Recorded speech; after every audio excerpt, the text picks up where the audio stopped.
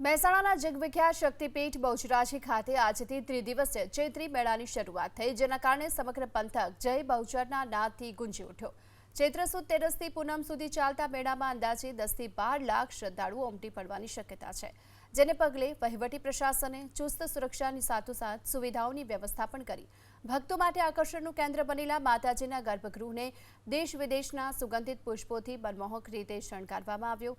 મેળાના મુખ્ય આકર્ષણ સમાન માતાજીની શાહી પાલખી યાત્રા પૂનમના દિવસે નિજ મંદિરથી શંખલપુર સુધી નીકળશે, જેમાં મોટી સંખ્યામાં માનવ મહેરામણ જોડાશે।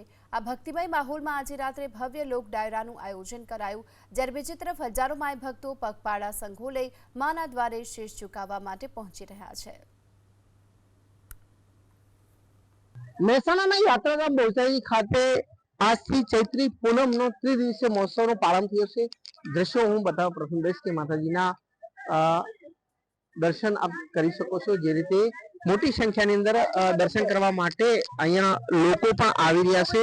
આપ દ્રશ્યો જોઈ શકો છો કઈ રીતે હાલ મોટા પ્રમાણની અંદર લોકો કતારોમાં લાગ્યા છે। આપ દ્રશ્યો જોઈ શકો છો, વહેલી સવારથી લોકો ક્યાંક ને ક્યાંક દર્શન કરવા ઉમટી રહ્યા છે।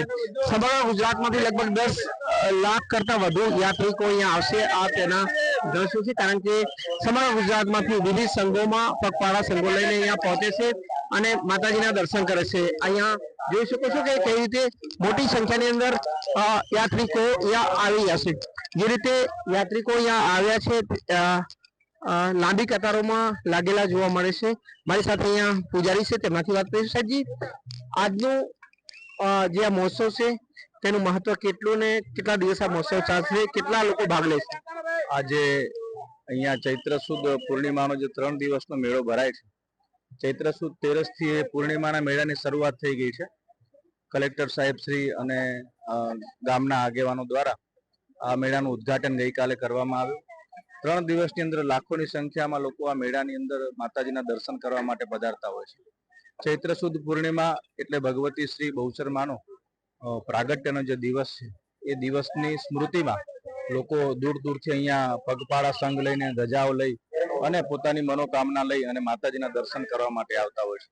અને ચૈત્ર મહિનો છે મા ભગવતીને ખૂબ પ્રિય છે, અને એમાં પણ પૂર્ણિમા એટલે જેમ પૂર્ણિમાના દિવસે ચંદ્રમાં 16 કળાએ ખીલેલો હોય, એ પ્રમાણે આ દિવસોમાં મા ભગવતી છે ખૂબ આનંદમાં હોય છે અને 16 કળાએ પોતે પણ ખીલેલા હોય છે અને પોતાના ભક્તોને આશીર્વાદ આપી અને ધન્ય કરાવે। કેટલા યાત્રિકો સાહેબ આજે દર્શન કરવા માટે છેલ્લા 3 દિવસમાં?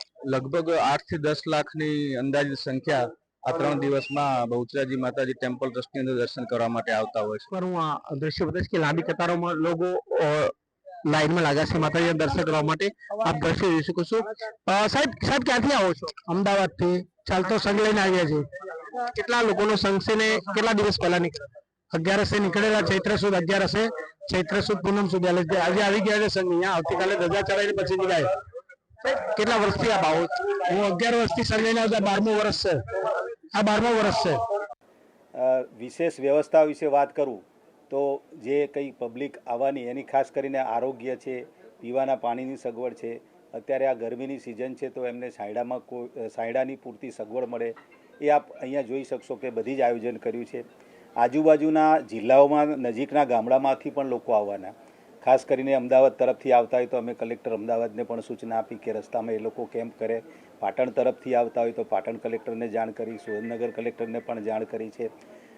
ખાસ કરીને આરોગ્ય ટીમ તરફથી આપ જોઈ શકશો કે અલગ અલગ રસ્તા ઉપર વિવિધ મેડિકલ કેમ્પ રાખવામાં આવ્યા છે, જેથી કરીને લાખો શ્રદ્ધાળુઓ આવશે એમને ક્યાંય નાની મોટી કોઈ તકલીફ ના થાય।